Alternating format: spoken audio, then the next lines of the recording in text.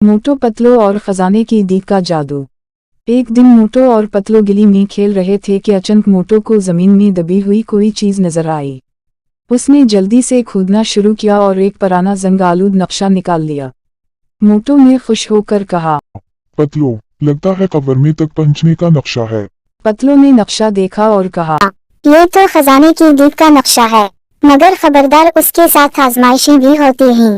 मोटू बोला, खोलना हो या खजाना मफ्त का हो तो आजमाइश भी मंजूर है। नक्शे के मुताबिक वो दोनों जंगल की तरफ निकल पड़े। रास्ते में अचानक एक तेज हवा चली और एक झाड़ी बोलने लगी, खजाने की दीद तभी खुलेगी जब तुम सच बोलोगे।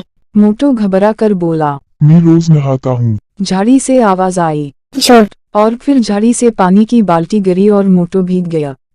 फिर वो एक पुरानी गार में पहुंचे जहाँ एक सुनहरी दीग रखी हुई थी।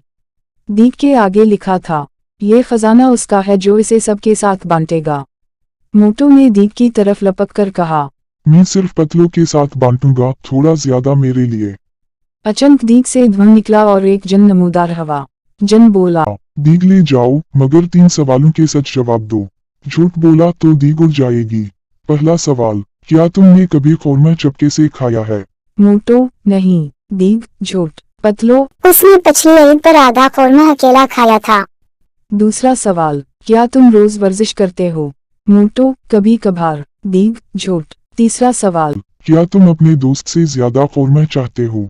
मोटू ने गौर से पतलू को देखा और कहा, नहीं, कौरमा बाद में, पतलू पहले। दीग से रोशनी निकली और जन ने कहा, अब तुम दीग के हकदार हो। उन्होंने दीग खोली तो उसमें सोना, हीरे और एक छोटा सा कवरमे का टिफिन भी रखा था।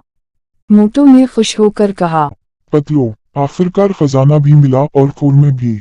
अखलाकी सबक, सच बोलो, दोस्ती निभाओ, कौरमा खुद खजाने में आ जाएगा।